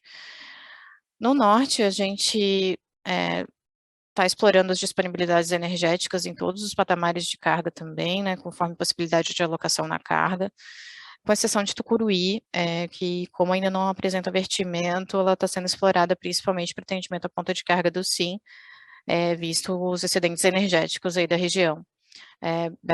Lembrando, né, que Belo Monte já apresenta vertimento, e existe uma tendência também de logo a gente atingir um volume de início de vertimento em Tucuruí. Então, né, a gente falando aí de toda essa questão dos vertimentos, ali que a gente passou no slide da política, a gente vai falar um pouquinho do processo de exportação de energia vertida turbinável, em que a gente começou ontem a fazer essa programação, né, para a programação do dia de hoje, porque foi o primeiro dia que a gente teve oferta, né, então qual que é o fluxo do processo, né, da programação diária da operação? Até as 10 horas da manhã, a gente recebe em flexibilidade e disponibilidade das usinas térmicas, né, e a gente também recebe a oferta de exportação dos agentes térmicos, né, e que vem diretamente para o INS. E a CCE recebe a oferta de exportação, na verdade, não das usinas hidráulicas, né, mas as comercializadoras fazem as ofertas para a CCE dessa energia vertida turbinável. E até meio-dia a gente também recebe as ofertas de redução da demanda. Todas essas três, elas vão entrar lá no final do processo da exportação. A partir das 10 horas a gente tem a rodada e a publicação, a rodada do DECEM, né, o início da rodada do DECEM, onde com esse recebimento desses dados de térmica, né, da inflexibilidade e disponibilidade, a gente já tem o início da montagem do DEC, lembrando que a exportação e a redução e a oferta de redução da demanda não entram no modelo, né, e aí, então, no processo de programação diária, como é feito, né, após a publicação do DECEM, a gente tem os comentários dos agentes, a revisão, a gente faz a revisão dos comentários, né, os ajustes, e a gente faz o fechamento do balanço energético. Fazendo o fechamento do balanço energético, a gente já coloca a exportação térmica, que entra na validação elétrica também, tá, junto com todas as outras estações do sistema. Então, de geração entra só a exportação térmica, fazendo essa primeira validação. Após todo o processo é que a gente vai ver o quanto a gente consegue, o quanto a gente vai ter, né, de energia vertida turbinável, de energia que a gente não consegue alocar no sistema brasileiro e que seja transmissível ao final de todo esse processo, né. A gente vai ter a validação elétrica, a gente vai ver se tem ou não folga nos limites elétricos, né. Em geral, a gente vai usar provavelmente as usinas do norte e nordeste para atendimento do sistema brasileiro, para a gente esgotar esses limites, e as demais usinas para exportação, né, quando conseguimos alocar. E então, após tudo isso, que a gente vai fechar a programação. né? Então, esse processo de exportação de energia vertida turbinável vai ser a última informação que a gente vai ter da programação, tá? É importante frisar isso. Então, aqui, lembrando, rotina da programação, né? Só para a gente esclarecer um pouco o processo.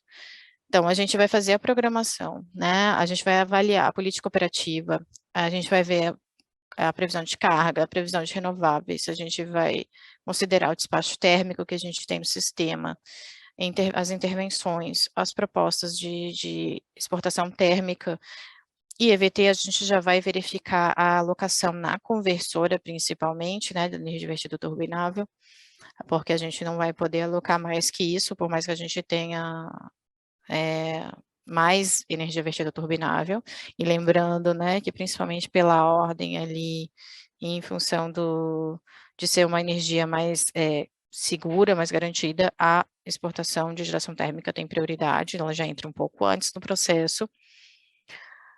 A gente vai fazer a validação hidráulica para avaliar essa questão da energia vertida turbinável, principalmente a informação que foi passada, né, muitos dos agentes vão passar essa informação para a gente também de previsão de investimento, e vamos avaliar a segurança eletroenergética do SIM, olhando, né, a disponibilidade a capacidade de transmissão do sistema, né? Nunca a exportação vai poder diminuir a confiabilidade do nosso sistema. Então, a análise da exportação de EVT, então, a gente também vai para avaliar, né, quais foram as usinas que indicaram esse risco de vertimento, né, que isso é feito lá no flag, né, que a gente colocou lá nos comentários do DECEM, para após a publicação, quando os agentes fazem seus comentários, eles podem marcar lá, podem e devem marcar quando tem um risco de vertimento, e colocar a sua disponibilidade, ou seja, em geral, já vão, né, ser enviadas as propostas com geração maximizada, se as usinas estiverem vertendo, né, e caso não seja feito isso, pelo menos informar, né, qual que é a disponibilidade, e a gente pede que isso seja enviado em função que a gente sabe que existe uma perda de potência, né, por redução de altura de queda, enfim. A gente vai avaliar, né, a capacidade da transmissão das usinas, da transmissão das usinas pelos limites, né, das linhas e das conversoras, né, basicamente o que eu já falei anteriormente, a oferta de exportação no mesmo período, né, entre a comercial térmica e a hidráulica, e a intenção, né, do país vizinho em importar, né, principalmente no montante total. Aí a programação executada, né, se essa proposta toda atende a validação elétrica e hidráulica, a gente consegue manter a reserva de potência atendida no sistema, no SIM, a programação, daí então, tendo tudo isso, né, tudo atendido, a gente fecha a programação, então, a programação enviada ao tempo real. Aqui a gente está falando um pouquinho do sistema, né, aqui a gente recebe um arquivo da CCE, né, já que é a CCE quem recebe as ofertas, e a CCE nos envia, então, pela manhã, o arquivo, né, até às 11 e pouquinho, o arquivo com o empilhamento das ofertas e o montante total, né, então aqui, nesse caso, a gente está ali, também tem as perdas, tá, o fator de perdas aqui. Então, ali nesse arquivo, exemplo, né, a gente está vendo ali que foi ofertado, por exemplo, 12.000 mega ali de uma usina no patamar 00, né, 0 hora, num fator de perda 0,69, né, esse 0,69, na verdade, seria 31%, né, de perda. Então, esse é um exemplo hipotético aqui de teste, né, na época que a gente está mostrando aqui. Mas, então, a gente compila esse arquivo para dentro do nosso sistema, né, para a gente gravar esse empilhamento, né, e ler esse arquivo e saber qual que é a oferta que a gente tem para o montante que a gente vai considerar, né, a gente vai considerar esse montante de oferta, se esse montante de oferta for menor do que a capacidade máxima da conversora e também menor do que realmente nossa energia vertida turbinável no sistema, né? E se for maior, a gente vai limitar a esses dois processos, né? Ou ao que a gente realmente tem de energia vertida turbinável ou ao máximo da capacidade da conversora, dependendo do que for menor. Aqui a gente está mostrando ali lá no PDP Web, né, nos comentários que os agentes acessam para fazer os comentários do DCEM, né, um exemplo hipotético aqui da Copel, marcando, né, onde tem ali as usinas, selecionando as usinas da Copel para comentário, né, e destacando ali onde a gente tem em verde, né, o quadradinho verde, onde a gente tem o flag para ser marcado de energia vertida turbinável. Né? Então, o agente ele deverá marcar, né, esse flag quando a usina estiver vertendo ou em iminência de vertimento nos próximos dias. E lembrar, né, como eu já mencionei, que o agente deverá sugerir a curva de geração máxima disponível para o dia seguinte, né, com disponibilidade máxima para atendimento à ponta de carga. Aqui a gente também está só ressaltando que no RapidOI a gente vai ter informação sobre a energia vertida turbinável. Aqui eu estou trazendo só, né, o RapidOI que fica lá no Sintegre, né, o relatório executivo da programação diária da operação, para quem não conhece, fica nesse caminho do Sintegre, né, e aí a gente vai ter o capítulo 14, falando das usinas que indicaram risco de vertimento. No caso, para hoje, né, a gente teve as usinas do Rio Grande, São Francisco, Xingu, Teles Pires, Madeira, Tocantins e Jequitinhonha, elas indicaram risco de vertimento. E é claro que sempre tem o agente indica, mas o ONS valida essa informação antes de fazer a programação, né, da EVT, da exportação de EVT. E também no capítulo de exportação, eu não trouxe aqui a imagem, mas similar ao que a gente teve no slide ali, falando dos dados programados de exportação de energia para a Argentina, a gente também vai trazer esse indicativo, esse dado programado aí de exportação, tá? Tanto comercial, comercial térmico, quanto comercial de energia vertida turbinável. E era isso que eu tinha para apresentar para vocês. A gente vai, então, fazer mais um intervalo, e no retorno a gente responde as demais perguntas, tá? As que ficaram, a gente tinha 2 perguntas que tinham sido já mandadas anteriormente, mas também relacionadas às apresentações desse bloco, e a gente vai responder as demais perguntas também. Até daqui a pouco. Obrigada. Obrigada por aguardarem, pessoal. A gente está retornando aqui, então, com o nosso último bloco, né, que a gente vai responder as perguntas, então, relacionadas às apresentações de hoje. A gente vai começar, eu vou pedir, para começar, vou pedir para a Mariana responder a pergunta do Pedro Schultz, da ENGIE Brasil Energia. Boa tarde. Será comentado sobre os indícios de vandalismo em algumas linhas de transmissão? Quais os impactos e qual o prazo previsto para retomada? Principalmente a respeito do linhão do Madeira, onde já se está operando com limitação de infraestrutura por conta do incêndio que ocorreu em dezembro. Mari, por favor.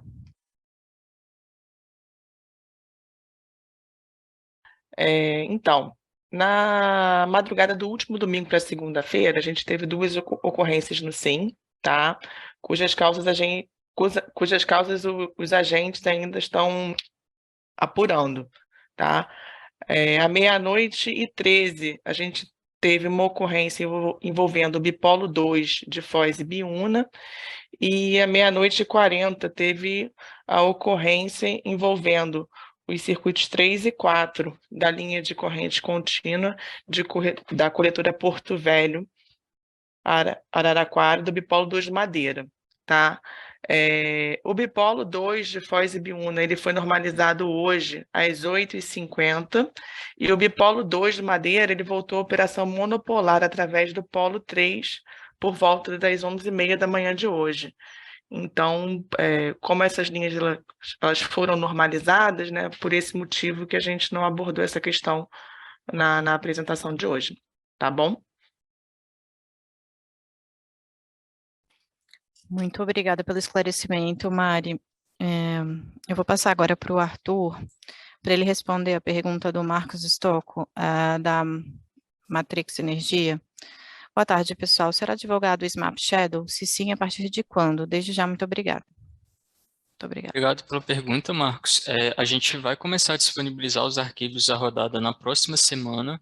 A gente está trabalhando para operacionalizar isso e a gente publica uma notícia no Sintegre assim que esses arquivos começarem a ser disponibilizados. E só aproveitando aqui para ressaltar alguns pontos, né? A usina de Barra do Brauna, ela passou por uma reclassificação, então a gente precisa dessa previsão de vazão. E aí a gente fez essa calibração do modelo SMAP-UNS por necessidade dessa previsão de vazão a partir do PMO de fevereiro. Então o SMAP vai ser usado para as 2 primeiras semanas e essa usina ela não vai ter influência, né, nas outras subbacias da bacia do Rio Paraíba do Sul, porque ela é um afluente isolado jusante de Ilha dos Pombos. Então espero ter respondido a pergunta e fico à disposição. Obrigado. Muito obrigada, Arthur. Eu vou responder agora, então, a pergunta do Diego Rosa, da Tradner. Boa tarde. Qual a prioridade das ofertas de exportação de energia para a Argentina ou Uruguai? EVT ou térmica? No caso do volume de energia ofertado, EVT mais térmica, ser maior do que a capacidade dos intercâmbios. Então, Diego, a prioridade é a exportação de geração térmica, tá? Essa é a prioridade. Porque ela não está sendo despachada para o sistema brasileiro, né? Então, é mais fácil da gente ter a garantia de que a gente vai conseguir alocar no sistema. E fora que ela é uma energia mais firme, né? A energia das térmicas é mais firme. A energia vinda da energia vertida turbinável, né, para o despacho, né, da exportação de energia, a gente só vai conseguir definir lá no final da etapa de programação, quando todo o balanço estiver fechado e validação também feita.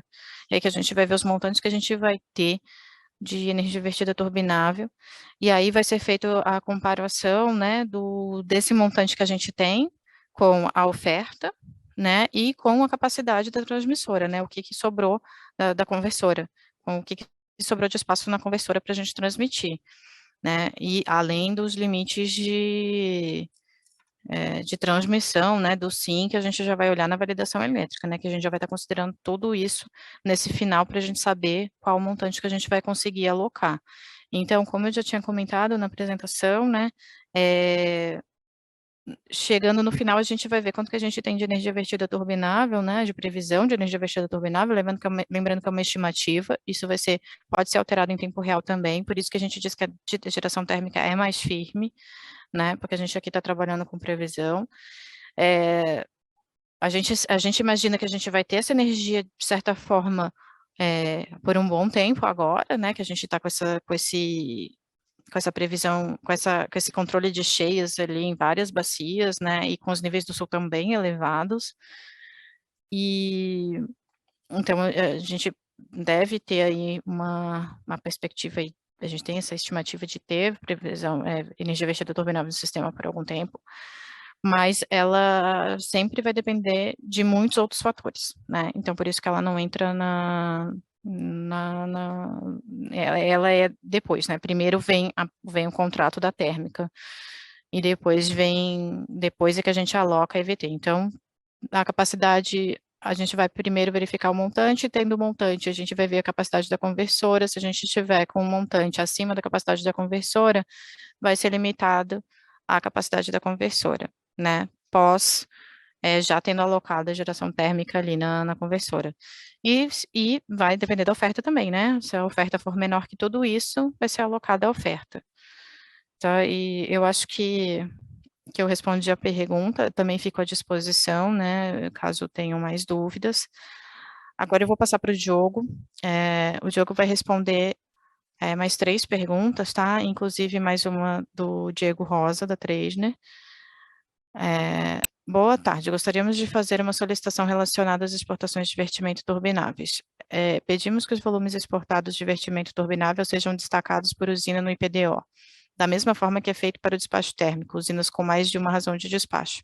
Em tempo, solicitamos que o volume programado para exportação de vertimentos turbináveis também fiquem em destaque em alguma área do Sintegre, assim que o mesmo esteja disponível, visto que o relatório da programação para o dia seguinte, RapidOI, tem saído muito tarde ou até mesmo no dia da operação.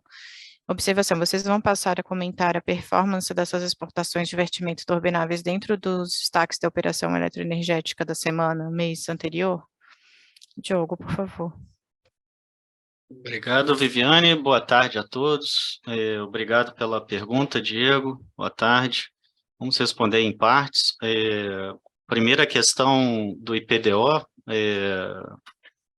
A gente... É uma sugestão, a gente pode analisar com certeza. O IPDO é o relatório preliminar de operação. A gente vai encaminhar aqui para a equipe de tempo real para avaliar a sua sugestão.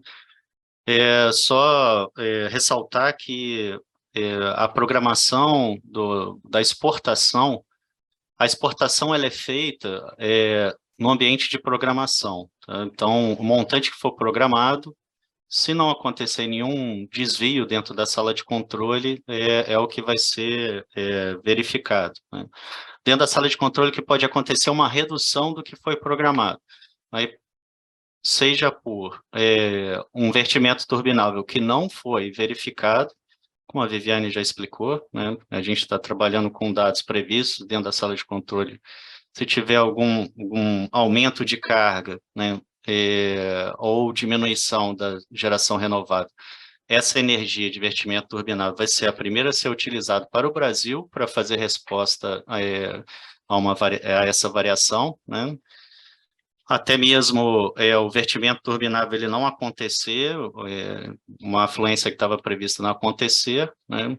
Ou uma solicitação do país vizinho que, devido a alguma indisponibilidade, peça para reduzir a exportação, né?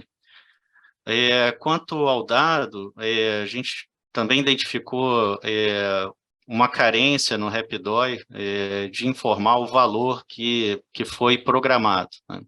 A gente informa o valor que foi programado para as usinas térmicas, quanto foi programado em cada usina, e vamos melhorar o RAPDOI para incluir também o valor programado para a EVT, né? Então, o RAPDOI para amanhã já deve sair com um destaque mais claro desse valor. Tá? O horário do RAPDOI ele é o último produto que é disponibilizado no PDO. Então, dependendo do horário que for o fechamento do PDO, é o horário que vai ser disponibilizado o RAPDOI. Quanto à terceira questão, que sobre a performance de exportação, a Viviane já fez uma apresentação do que foi programado para essa semana, a gente programou para hoje, né? E a gente vai continuar mantendo essa prática para as próximas semanas. É isso, Viviane. Muito obrigada, Diogo. Eu vou já passar as duas perguntas do Alessandro, agora são só mais duas que a gente tem para responder hoje, são as duas do Alessandro Dutra, da Petrobras. A primeira é, não entendi a razão da comercializadora fazer a oferta CCE e esta enviar ao ONS o montante a ser programado. Todas as hidráulicas com vertimentos estão participando? Como é feito o rateio? Não pode parecer estranho a mesma comercializadora fazer oferta para térmica e hidráulica? E a outra pergunta boa tarde, como o ONS avalia a entrada dessa nova modalidade de exportação? Isso não pode atrasar mais o processo de fechamento da programação e penalizar todos os agentes? Diogo, por favor. Obrigado, Viviane. Obrigado, Alessandro, pelas questões. Vamos começar pela questão da comercializadora. Como a Viviane explicou um pouco do processo, né, detalhou o processo, o que a gente recebe, a CCE faz um leilão, né, e recebe ofertas para intenção de compra de sobras de energia no Brasil, né. Essa intenção de compra, ela é analisada dentro da programação, se existe um montante a ser vendido, né, vamos dizer assim, e existindo esse montante, existindo capacidade de transmissão e existindo desejo do país vizinho, aí assim o valor vai ser programado, né. Na prática, a CCE não envia para a gente um montante a ser programado, e sim a intenção de compra de energia, de sobra de energia. O montante para a gente, ele acaba sendo um adicional à carga, né? Essa modalidade, ela já vinha sendo praticada quando a gente fazia exportação por oportunidade, que era um escambo, né? Na modalidade como fosse um escambo.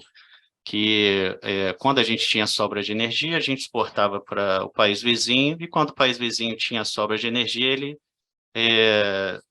ressarcia essa exportação que foi feita, né? Como é uma sobra que não pode ser armazenada, né? Na teoria, a gente, quando praticava essa operação, a gente estava armazenando água no país vizinho. Então, para a gente, como é feito, praticamente um incremento de carga ao sistema elétrico brasileiro, né? Se existe uma intenção de compra de X megawatts, esse X é somado à carga do Brasil, né? E a gente utiliza a mesma política operativa que utiliza para atendimento ao SIM. Em caso de vertimento, né, a gente faz um rateio, tentando equilibrar, né, os vertimentos à disponibilidade de cada usina, né. Esse processo ele é um processo livre, né, basta a comercializadora